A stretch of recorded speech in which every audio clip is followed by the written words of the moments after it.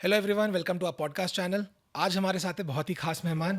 आज हमारे साथ है मिस्टर नितिन बंसाली जी, जो हैं स्पोक्स पर्सन छत्तीसगढ़ प्रदेश कांग्रेस कमेटी के। आज सुनते हैं उनकी कहानी, उनकी जुबानी। So hello sir. नमस्कार। सर, मैं चाहता हूं कि आप हमारे दर्शकों को बताएं अपनी कहानी कि आपने अपना सोशल वर्क, अपना पॉलिटिक लाइफ कैसे चालू किया और कहां से चालू किया। देखिए, मैं एक नॉन पॉलिटिकल फैमिली का लड़का हूँ और मेरे ख़ानदान में कोई राजनीति में नहीं है। तो स्टूडेंट पॉलिटिक्स से मैं टीवी चैनल्स पर राजीव गांधी और माधवराव सिंधिया को काफ़ी देखा करता था, ओके। उनके स्पीचेस सुना करता था। हाँ जी, हाँ जी। तो उनसे प्रभावित होकर मैंने ये सोचा कि मुझे राजनीति में भी आना चाहिए और शुरू से स्टूडेंट लाइफ से ही एक लीडरशिप तो वहीं से बिल्ट होती है। ओके। तो विद्यार्थियों के साथ, अपने सहपाठियों के साथ खेलना, मस्ती करना, उनकी समस्याओं को सुलझाना, तो ये वहीं से सिलसिला ये शुरू हुआ जो यहाँ तक पहुँचा। ओके, तो मतलब ये बोला जा सकता है कि अपने ये स्कूलिंग से करते हुए आ रहे हैं। हाँ, स्कूलिंग से ही ऐसा शुरू हो गया था ओके। और पापा ने काफ़ी सपोर्ट किया उसमें। अच्छा। सर, ऐसा कौन इंसान है जिससे सबसे ज़्यादा आपको इंस्पिरेशन मिली है, आपको लगता है कि यार मेरे को पॉलिटिक्स इनके कारण आगे बढ़ना है। देखिए, मैंने बताया कि जिन लोगों को देखकर मुझे ऐसा लगा, तो स्वर्गीय भारत के पूर्व महिला प्रधानमंत्री स्वर्गीय इंदिरा गांधी जी, स्वर्गीय राजीव गांधी जी और माधवराव सिंधिया जी, इन तीन को मैं मानता हूँ कि इन तीन की वजह से मैं राजनीति में आया। सर, मैं ये जानना चाहूँगा सर, जो चैलेंजेस होते हैं, क्योंकि पॉलिटिकल लाइफ और नॉन बैकग्राउंड अगर रहे तो चैलेंजेस तो बहुत फेस किए होंगे आपने, तो वो ऐसे कौन से चैलेंजेस देखिए, थे। चैलेंजेस में ऐसा है कि पॉलिटिकल बैकग्राउंड होने से एक बेनिफिट होता है कि आपके फादर, आपके चाचा या आपके परिवार से यदि कोई राजनीति में है तो आपको पहचान बनाने की आवश्यकता नहीं है। मेहनत तो उसमें भी लगती है, ओके। पर एक नॉन पॉलिटिकल फैमिली से आने के बाद आपको खुद की पहचान खुद बनानी पड़ती है। तो एक खुद नींव खड़ी करके ऊपर बिल्डिंग खड़ी करनी पड़ती है, जिसमें मुझे लगता है 10% लोग ही सक्सेस होते होंगे। ओके। 90% तो स्ट्रगल ही नहीं कर पाते। ओके। 10% सक्सेस होते हैं और बहुत सक्सेस होते हैं वो।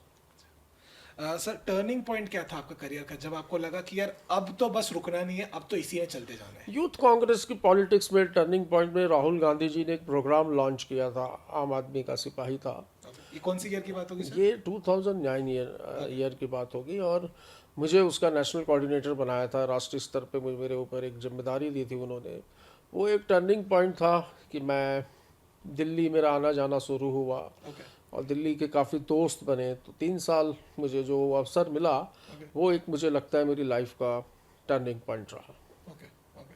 सो मैं ये कह सकता हूँ sir, being a social worker and politics at the same time, उसमें ऐसा हो सकता है कि सर सोशल वर्क करने में आपको बहुत हेल्प मिली होगी आपकी पॉलिटिक्स को आगे बढ़ाने में। देखिए, ये ऐसा होता है कि एक सोशल वर्कर जो होता है वो सोशल वर्कर होता है, पॉलिटिकल व्यक्ति जो होता है पॉलिटिशियन, वो पॉलिटिशियन होता है। ओके। पॉलिटिशियन मुझे ऐसा लगता है ज़्यादा लोगों की मदद कर सकता है और बेहतर तरीके से मदद कर सकता है, ओके। क्योंकि उसके पीछे कहीं ना कहीं एक संगठन का, एक पार्टी का पावर भी होता है। और कई चीज़ें और कई बातें ऐसी होती हैं जो हमको किसी को हेल्प करनी हो तो वहाँ पे पावर की आवश्यकता होती है, जो पावर और जो ताकत हमको पॉलिटिक्स से मिलती है। ओके। ओके। सर, जो लोकल कम्युनिटी है, आप उनके साथ कैसे एंगेज करना प्रेफर नहीं, करते एंगेज करने का बहुत सीधा सा फंडा है। अच्छे बुरे में हम सबके खड़े होते हैं, अच्छे में खड़े हो या ना हो, हैं। ओके। पर किसी का बुरा वक्त आया तो ज़रूर हम खड़े होते हैं। और मैंने ऐसा देखा भी है कि मेरे सर्कल में बुरे समय में मैं ज़्यादा याद आता हूँ मेरे दोस्तों को और लोगों को भी। हाँ जी, हाँ जी, हाँ और जी। बिल्कुल सोशल प्लेटफॉर्म पे तो मैंने मेरे मोबाइल नंबर तक शेयर करके रखे हैं कि भाई आप यदि चाहो तो मुझे कॉल कर सकते हो। और मैं ऐसा बंदा हूँ जो 4 घंटे बाद भी रिप्लाई करूँगा, पर रिप्लाई ज़रूर करता हूँ। ओके। सर, दो तीन ऐसे एक्टिविटीज़ आपके जिसको सुन के हमें लगे कि यार आपने जैसे बहुत टाइम से इस चीज़ में हैं आप, तो एक मोटिवेशन मिले कि यार सर अगर कर सकते हैं तो हम भी कर सकते हैं। देखिए, मैंने 19 साल की उम्र से ब्लड डोनेशन शुरू किया। ओके। मेरे एक दोस्त का एक्सीडेंट हुआ था और काफ़ी खून बह गया था, तो उसको खून की आवश्यकता थी। ये पॉजिटिव ब्लड है मेरा, तो मैंने तब खून दिया, पहली बार खून दिया था। उसके बाद नहीं पता, मेरा हीमोग्लोबिन बहुत ज़्यादा था, तो डॉक्टर ने भी कहा कि यार तुम कंटिन्यू ब्लड देते रहा करो। तो मैंने साल में 3 बार 4 बार ब्लड दिया। तो आज 5 दिन पहले ही मैंने 1 यूनिट ब्लड डोनेट किया है, तो मेरा 69 का आंकड़ा मैंने छुआ है। क्या और बात है मेरी सर, क्या ये बात है। उम्मीद है, मेरी ये कोशिश है और मेरा एक सपना है कि मैं सेंचुरी मारूं इसमें। ओके। सर, आप बड़े ऐसे मोटिवेशनल से साउंड कर रहे हैं, जैसे सोशल वर्कर एक होता है, उनके अंदर काफ़ी मोटिवेशन होता है, यूथ के लिए करना, जगह के लिए करना, सिटी के लिए करना। आप बहुत मोटिवेशनल दिख रहे हैं। एंड आपका, मतलब मैं जब इंस्टाग्राम चेक कर रहा था तो एक हैशटैग बहुत ज़्यादा चल रहा था, क्या ख्याल है आपका। तो इसके पीछे की क्या कहानी है? इसके पीछे की कहानी है कि रोज़ सुबह लोग फूल भेजते हैं, गुलदस्ता भेजते हैं, व्हाट्सएप में, इंस्टाग्राम में गुड मॉर्निंग मैसेज डालते हैं। तो मुझे ऐसा लगा कि मैं क्यों ना मेरी आवाज़ में लोगों तक कोई एक संदेश पहुंचाने की कोशिश करूं। ओके। तो लगभग 200 लोगों का या 300 लोगों का लगभग ब्रॉडकास्ट है व्हाट्सएप में, इंस्टाग्राम और फेसबुक में स्टोरीज और रील्स शेयर करके मैं एक मोटिवेशनल बात अपनी पहुंचाने की कोशिश करता हूँ, लोगों के जो जीवन से जुड़ी हो, जो लोगों के हार्ट को टच करे, उनके माइंड को टच करे, ओके। वो वर्ड्स बोलने की कोशिश करता हूँ। लोग काफ़ी पसंद करते हैं। ओके। और एक आध दिन कहीं कोई दिन मिस हो जाए तो 12:30-1 बजे तक फ़ोन आ जाता है, यार आज आपका क्या ख्याल है, नहीं आया। तो मतलब लोगों के रिमेम्बरेंस है कि अगर आपका नहीं मैसेज पहुंचा तो उनका तो मैसेज हाँ, तो क्या हो गया, तुम ठीक तो हो, आपकी आज तबीयत तो तुम्हारा ठीक है। मैसेज नहीं आया, या फिर लेट आया तो भी पूछते हैं ओके। कि यार आज तुम बहुत लेट उठे हो क्या, तुम्हारा मैसेज 11 बजे आया। तो लोगों को पता भी चल जाता है मैं उठा कितने बजे। मतलब बहुत सारे फैंस और सपोर्टर्स हैं हाँ, आपके। सपोर्टर्स हैं, वेरी काफ़ी नाइस, सपोर्ट करते वेरी नाइस। सर, ऐसा एक अचीवमेंट जो आपको लगता है कि इस चीज से आप बहुत ज्यादा प्राउड फील करते हैं अपने बारे में? हैं। अचीवमेंट तो प्राउड फील, खुद को तो प्राउड होना ही नहीं चाहिए, अच्छा। घमंड होना ही नहीं चाहिए। ओके। मिरर में अपने आप को देखो, आप अच्छे दिख रहे हो, बस बहुत है। ओके। और जितना दे सकते हो सोसाइटी को, पब्लिक को, ज़रूरतमंद लोगों को, उतना डिलीवर करने की अपनी शक्ति के अनुसार कोशिश करो। तो प्राउड तो माता पिता को होता था जो आज इस दुनिया में नहीं है। अच्छा, I am so sorry for your loss. So sir, अभी आपके फैमिली में कौन कौन है आपके साथ? अभी मेरी फैमिली में मेरा भाई है, ओके। मेरी सिस्टर्स हैं, उनकी मैरिज हो चुकी है, मम्मी पापा कोविड के दौरान ही, मदर की डेथ कोविड के सेकेंड वेव में हुई, और फादर की डेथ मदर की डेथ के 9 महीने बाद पोस्ट कोविड ट्रीटमेंट में हुई। ओके। तो ये काफ़ी मेरे लिए एक झटका था जो मुझे 2021 में मिला। ओके। एंड सर, ब्रदर क्या करते हैं सर आपके? ब्रदर बिजनेस कर। बिजनेस का ही काम है उनका। ओके। तो सर, एक सोशल इशू जो आपकी ज़िंदगी में आया हो, आपको लगता हो कि यार ये इशू बहुत बड़ा है, इसको सॉल्व करने के लिए राइट नाउ आपके पास ना मैन पावर है, ना वैसा पावर है जिस चीज़ से आप उस चीज़ को सॉल्व कर सकते हैं, बट आपका फ्यूचर पर्सपेक्टिव में वो है? गरीबी। ओके। मैं जब स्टेशन के पास और बस स्टैंड के पास, सड़कों के किनारों पे जब लोगों को देखता हूँ, तो मुझे ये लगता है कि ये कब ठीक होगा। अच्छा। मुझे कब ऐसा कोई ईश्वर कोई मुझे ऐसी शक्ति दे दे, या सरकार को कोई ऐसी सद्बुद्धि दे दे कि वो समस्या दूर हो, कि ये सड़कों के किनारे लोग भूखे प्यासे बिना कपड़ों के संघर्ष कर रहे हैं, उनको राहत दे। ओके। तो मेरी नज़र ना बार बार वो तिलक पे अटक जा रही है। मुझे ये जानना है, ये तिलक की क्या कहानी है? लाइक ये आज के लिए स्पेशल है या जनरली लगता रहता है? आप मेरी पूरी 22 साल की या 25 साल की हिस्ट्री निकाल लो, ओके। आपको कोई भी फोटो एक आध कोई मिल जाएगी तो बात अलग है, बिना तिलक के नहीं मिलेगी। मैं ईश्वर के प्रति मुझे बहुत आस्था है, कंटिन्यू पूजा करता हूँ। नवरात्रि, जन्माष्टमी, गणेश उत्सव, ये तो कंटिन्यू मैं काफ़ी मनाता भी हूँ। और रोज़ नित्य पूजा पाठ 1 घंटा करना, और उसके बाद ये माता कामाख्या का जो सिंदूर है, ओके। पूजा के बाद मैं इसको लगाता हूँ। तो मुझे मेरे दोस्त मायावी भी कहते हैं कई बार। अच्छा। पर ऐसी कोई माया वाली बात नहीं है। और Okay. ये कहा जाता है ये हमारी सोल, आत्मा यहाँ पर रहती है। अच्छा। अच्छा। तो और तिलक के बहुत सारे हिंदू संस्कृति में, हमारे संस्कारों में बहुत महत्व भी है। ओके। तो मैं इसके बिना बाहर नहीं निकलता। अच्छा। कभी भी मुझे याद नहीं आता कि बिना पूजा पाठ की या बिना तिलक लगाए मैं कहीं गया, ऐसा मुझे असंभव लगता है। और मुझे ऐसा लगता है मैं तिलक नहीं लगाया तो मुझे ऐसा लगता है जैसे लोग कहते हैं ना मैं आज नहाया नहीं हूँ, ओके। ओके। खाना नहीं खाया हूँ, तो मुझे ये फील होता है खालीपन लगता है। ओके। ओके। तो सर, आपका कमिटमेंट टुवर्ड सोशल वर्क्स ये कैसा है? देखिए, सोशल वर्क और पॉलिटिक्स को मैंने हमेशा अलग रखा है, ओके। क्योंकि एक सोशल वर्कर को एक सोशल वर्कर से हर कोई जुड़ना चाहता है, ठीक है। पर एक पॉलिटिकल लोगों से जुड़ना मतलब लोगों को ये लगता है कि ये तो अपनी राजनीतिक रोटी सेक रहा होगा हमको खड़े करके भीड़ में।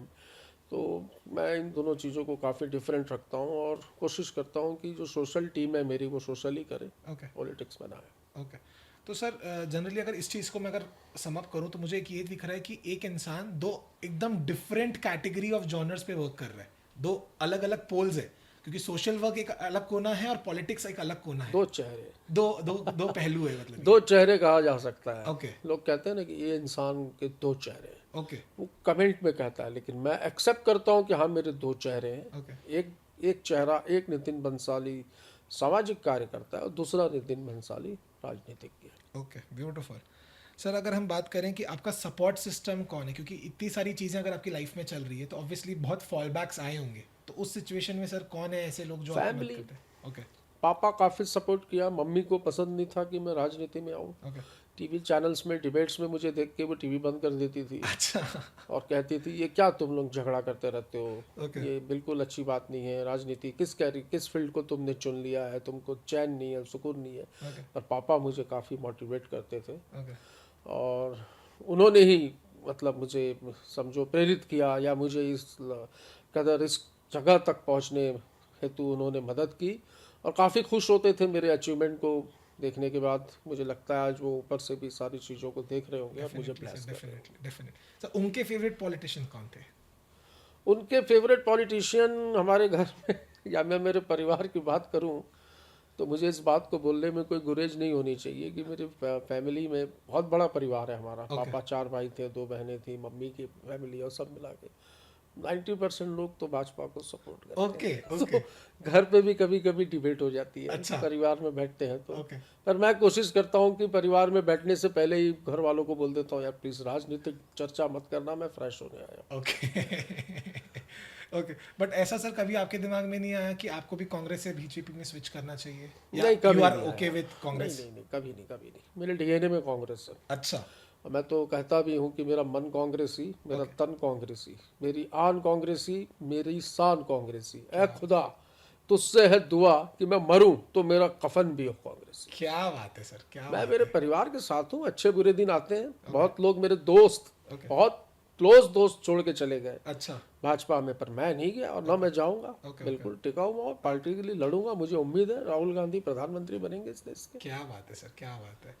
सर जब इस टाइप की चीज़ें होती होंगी तो क्रिटिसिज्म भी तो बहुत आता होगा कि लोग आपको बहुत अपोजिट बोलते होंगे, उन सिनारियोज पे कैसे वर्क करते हैं आप? मैं हंस के डील करता हूँ। अच्छा वो कितना भी मुझे बोलने की कोशिश करें, मेरे फ्रेंड्स हैं, फ्रेंड्स की फैमिलीज हैं, Okay. बैठकर काफ़ी खिंचाई करने की कोशिश करते हैं, हाँ जी, बोलने हाँ जी, की हाँ कोशिश करते हैं, पर मैं अपने एक स्वभाव से हंसकर उनकी बातों को टाल देता हूँ ओके और कहीं कहीं पे मेरी बातों को 80% बातों को मैं मना भी लेता हूँ। ओके। एक एग्जांपल सर इसका, मतलब जो आपको याद आ रहा हो? नहीं नहीं, एग्जाम्पल तो मेरे साथ तो रोज ही ये होता है, कौन अच्छा। सा एग्जाम्पल दूँ। लगभग रोज सुबह जिम जाओ तो भी कहीं ना कहीं अब की बार 400 पार अच्छा अच्छा अच्छा ओके ऐसी बातें होती हैं। तो फिर मैं कहता हूँ कि भाई 220 पार नहीं होगा तो चलो लगाओ शर्त, अच्छा जो हारेगा वो पार्टी देगा। क्या तो ये बात सब है। तो चलते रहा। तो कितनी बार पार्टी देना पड़ा सर फिर अभी आपको? परसों ही पार्टी दी है, अच्छा हार गया था मैं। ओके मेरे दोस्त ने कहा था कि 400 पार होगा, मैं बोला नहीं 400 पार तो नहीं होगा। बोले नहीं, फिर एक शर्त लगाते हैं कि मोदी ही आएगा। ठीक है मैंने कहा मोदी नहीं आएगा, पर आ गया मोदी तो मुझे पार्टी देनी पड़ी ओके। दोस्तों को। क्या बात है, मतलब मोदी आने की खुशी में आप पार्टी दे अब रहे हैं? खुशी नहीं थी, अब मेरे हारने का जीत और हार की बात थी। मैं हारा तो मैंने मेरा धर्म निभाया। पापा ने कहा था कि बेटा जुबान से मत मुकरना, ओके। तो जुबान से नहीं मुकरा और पार्टी दे दी। क्या बात है, क्या बात है सर। ओके तो सर अगर हम बात करें आपके अपकमिंग प्रोजेक्ट्स की, तो उसमें अभी सर ऐसा कोई चीज़ जो आप जिस पे वर्क कर रहे हैं या नियर फ्यूचर में वो आने को है? देखिए अपकमिंग प्रोजेक्ट्स तो पॉलिटिक्स में रोज नए नए होते हैं। ठीक है बिजनेसमैन भी हूँ तो वो चीज़ें तो चलती रहती ठीक हैं, नई नई चीज़ों पे वो करना, बिजनेस पे ध्यान देना, क्योंकि व्यापारिक परिवार से हूँ, ओके वो अपनी जगह पर है। पर पॉलिटिक्स में कोई ये कहे कि अपकमिंग प्रोजेक्ट क्या है, तो अपकमिंग प्रोजेक्ट तो ये होता है कि राजनीति जो है वो एक महत्वाकांक्षा होती है सभी की, तो हमारी भी महत्वाकांक्षा है। अभी संघर्ष कर रहे हैं, 25 साल हो गए राजनीति में, आगे मौका मिलेगा, पार्टी अवसर देगी, विधायक बनेंगे, विधानसभा लड़ेंगे, लोकसभा लड़ेंगे, क्या बात है। विधानसभा में बैठेंगे, लोकसभा में बैठेंगे। तो ये महत्वाकांक्षा है, पर ये महत्वाकांक्षाएं तब पूरी होती जब आप काम करें। करेक्ट बस अपने काम को करो, अच्छा डिलीवर करो, तो कभी न कभी मौका मिलता। ओके सर बहुत सारे यूथ हैं जो सोशल वर्क में घुसना चाहते हैं बट वो पॉलिटिक्स थोड़ा अवॉइड करते हैं, अगर वो आपके साथ जुड़ना चाहें तो वो कैसे जुड़ सकते हैं? बिल्कुल, किन मैं चीज़ों में जुड़ तो सकते हैं? कंटिन्यू यूथ पार्लियामेंट्स अटेंड करता हूँ, Kalinga university, Hidayatullah university, Amity university. इसमें लगातार साल में 4 से 5 प्रोग्राम होते हैं। मैं जाता हूँ, स्टूडेंट को संबोधित करता हूँ, उनसे मिलता हूँ, और मैं यही कहता हूँ कि भाई ज़रूरी नहीं है कि आप राजनीति में आएँ। ओके बिना राजनीति में आए भी आप समाज के लिए, सोसाइटी के लिए काफ़ी कुछ कर सकते हैं, पर पॉलिटिक्स को एक गंदा माना जाता है, हाँ करेक्ट, एक दलदल माना डर्टी जाता है। पॉलिटिक्स। तो मैं उनको यही संदेश देता हूँ कि भाई अगर गंदगी है आपके घर में और काम वाली नहीं आई तो सफाई कौन करेगा? आप करते हो ना, तो ठीक है। यदि आप कहते हैं ये गंदा है करेक्ट, तो उस गंदगी को साफ भी मेरे और उनके जैसे पढ़े लिखे युवाओं को आकर उस गंदगी को साफ करना पड़ेगा। घर में बैठकर टीवी चैनल्स में न्यूज़ चैनल्स बदलकर राजनीतिज्ञों को गाली बककर ये देश नहीं सुधर सकता। उसमें पार्टिसिपेट करना होगा, उसमें शामिल होना होगा। एकदम सही बात बोले सर। सिस्टम को बदलने के लिए सबको आगे आना होगा। ओके ओके सर, ऐसा कोई मैसेज जो आप हमारी जनता को देना चाहते हैं? देखिए, एक संदेश ये है कि जब आपत्ति आए तो विपत्ति मत कीजिए। कि दूध फटने पर वही लोग घबराते हैं जिन्हें पनीर बनाना नहीं आता। क्या बात है सर, क्या बात है। ये एक शब्द है, ये एक लाइन है कि भाई घबराइए मत। हाँ जी। दूध फट भी गया तो दूध के फटने के बाद भी बहुत कुछ उसका उपयोग किया जा सकता है। तो यदि जीवन में कुछ घट जाए, घबराइए मत, देखिए इससे बेटर क्या हो सकता है। ओके ओके सर, हमारे पास एक छोटा सा क्वेश्चन सीरीज है जिसमें मिथ एंड फैक्ट्स हमें समझना है कि ये क्या सच है या सिर्फ एक रूमर है। ओके, ठीक है। पहला कि पॉलिटिक्स में सबसे ज़्यादा करप्शन ही है और उसको हटाने के लिए लोग ज़्यादा वर्क नहीं कर रहे। देखिए ऐसा कोई फील्ड नहीं है जिसमें एकदम सब क्लीन हो। ओके, चाहे वो हॉस्पिटल इंडस्ट्रीज हो, चाहे वो उद्योग हो, चाहे वो व्यापार हो, चाहे शिक्षा जगत हो, सब जगह होता है गलत। मैं ये नहीं कहता कि राजनीति पूरी साफ है, राजनीति में भी गलतियां हैं, करप्शन है, पर सब करप्ट है ऐसा भी नहीं है। ओके, और यदि करप्शन है तो करप्शन को बढ़ावा कौन देता है? जनता देती है। स्कूल में एडमिशन नहीं होता तो कौन जाता है डोनेशन देने? ओके, अगर रायपुर से किसी को बिलासपुर तक का ट्रेन में सफ़र करना है तो वो ये करता है, जनरल टिकट निकाल के चढ़ जाता है और टीटी को बोलता है 50 रुपये ले लो, मुझे बिलासपुर तक पहुँचने दो। सही बात है। तो करप्शन को तो तभी हटाया जा सकता है जब सब खुद ये ठान लें कि मैं आज से नहीं ना करप्शन करूँगा, ना उस करप्शन करने वाले को सहयोग दूंगा। Okay okay sir, generally politics में भी बोला जाता है कि नेपोटिज्म होता है, कि जिसका फैमिली बैकग्राउंड पॉलिटिक्स में होता है उसके लिए बहुत इजी हो जाती है लाइफ। देखिए इजी होती है। डॉक्टर का बेटा यदि डॉक्टर है तो वो शुरू से उस माहौल को देखा होता है, करेक्ट, उसको नहीं लगता ज़्यादा समय नहीं लगता चीज़ों को समझने में, अपनी पहचान बनाने में। ब्यूरोक्रेट्स के बच्चों के साथ भी यूपीएससी और पीएससी क्लियर करने में तकलीफ नहीं जाती क्योंकि घर में ही माता पिता कोचिंग दे देते हैं। माहौल ऐसी हो स्थिति चुका हो होता है जाती है। तो नॉन पॉलिटिकल बंदे के लिए चीज़ें नई होती हैं, ओके, संघर्ष करना पड़ता है, काफ़ी उतार चढ़ाव से निकलना पड़ता है। मैंने कहा कि 10% लोग ही सफल होते हैं, 90% लोग फेल हो जाते हैं। ओके, ओके, और जो 10 सफल होते हैं वो उस शिखर पे पहुंचते हैं जो पॉलिटिकल बैकग्राउंड से आए हुए लोग भी नहीं पहुंचते उस शिखर पे पहुंचते। क्या बात है, क्या बात है। सर, पॉलिटिक्स में स्पीचेस ज़्यादा दी जाती है और एक्शन कम होता है, इस पे क्या कहना है आपका? देखिए भाषण जितना शॉर्ट होगा, ओके, छोटा होगा, उतना अच्छा है। आप काम कैसे कर रहे हो ये काफ़ी महत्वपूर्ण है। ये जरूरी नहीं कि आपको बहुत अच्छा लच्छेदार भाषण देना आता है तो ही आप एक सफल राजनीतिज्ञ हैं, ऐसा नहीं है। आप अपने काम से भी वो कर सकते हैं, लेकिन भाषण देने के ऊपर मैं एक बात कहूँगा कि आप भाषण मत दीजिए, आप बात करिए लोगों से। ओके, ओके, बात करिए, मतलब वो कन्वर्जेशन होनी चाहिए। कन्वर्सेशन होनी चाहिए कि वो लोगों को समझ आए। करेक्ट, लंबा भाषण दो, अब यूट्यूब में ही देख लो, आप कौन देखता है? रील्स देखते हैं लोग 1 मिनट और 2 मिनट की। करेक्ट, बाकी आप कहोगे कि तुम इस 30 मिनट के वीडियो को देखो तो लोग उसको बढ़ा बढ़ा के ख़त्म कर देते हैं, देखते नहीं है। तो जितनी बात छोटी, कम बात में, कम शब्दों में बड़ी बात कह दी जाए तो ज़्यादा अच्छा। Okay, beautiful. सर, ऐसा कुछ कहा जाता है क्या कि पॉलिटिक्स में मेल्स के लिए इजी है एंड फीमेल्स के लिए नहीं है? देखिए घर से भी ये समस्या होती है कि घर वाले जो होते हैं वो लड़कियों को राजनीति में जाने नहीं देना चाहते। खासकर छत्तीसगढ़ में तो काफ़ी प्रॉब्लम है। ओके, दिल्ली में तो काफ़ी लड़कियां आगे निकल गई हैं। आज देश में महिलाएं रिक्शा भी चला रही हैं और हवाई जहाज भी चला रही हैं। ऐसा कौन सा फील्ड है जिसमें महिलाओं ने अपना लोहा नहीं मनवाया? ओके, तो ये कहना गलत है कि महिलाओं के लिए कठिन है, पर हाँ उनका खुद का एटीट्यूड ऐसा होना चाहिए ओके, कि कोई व्यक्ति को उनकी बिना इजाज़त के उन्हें हाय हेलो भी करना है तो वो 100 बार सोचे। ये एटीट्यूड उन लड़कियों में होना चाहिए जो पॉलिटिक्स में है।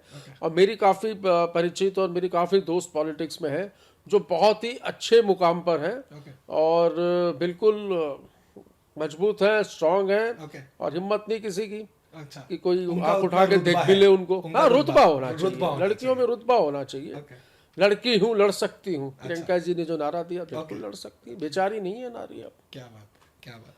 सर आपके लिए एक रैपिड फायर हमने प्लान किया है, उसमें 10 क्वेश्चंस होंगे बैक टू बैक। हम क्वेश्चन पूछेंगे, आपको बिना सोचे समझे फट से उसका आंसर कर देना है। बिल्कुल। ठीक है सर, पॉलिटिक्स और सोशल वर्क में आप पहले किसको चूज करेंगे? पॉलिटिक्स। अगर पॉलिटिक्स नहीं होता तो क्या होता? बिजनेस। अगर सोशल इशू को सॉल्व करना है तो उसको कैसे सॉल्व करेंगे आप? ताकत से, राजनीतिक अनुभव से। ओके। स्टेट गवर्नमेंट और सेंट्रल गवर्नमेंट में ज़्यादा क्या प्रेफर करते हैं आप? Central government. Okay. Sir YouTube और ट्विटर में क्या प्रेफर करते हैं? यूट्यूब। ओके। वन वर्ड में सर मोदी जी के लिए कुछ? वो मन की बात करते हैं, जन की बात नहीं सुनते। सर इंस्पायरिंग पॉलिटिशियन आपके लिए? राजीव गांधी। ओके। सर छत्तीसगढ़ के लिए एक वर्ड? जय जोहार। सर अगर कैटेगराइज करना चाहें कि बच्चे, बूढ़े, औरतें, डिसेबल्ड और LGBTQ, इनको कैसे कैटेगराइज करेंगे आप प्रायोरिटी बेसिस में? बच्चे। बच्चे।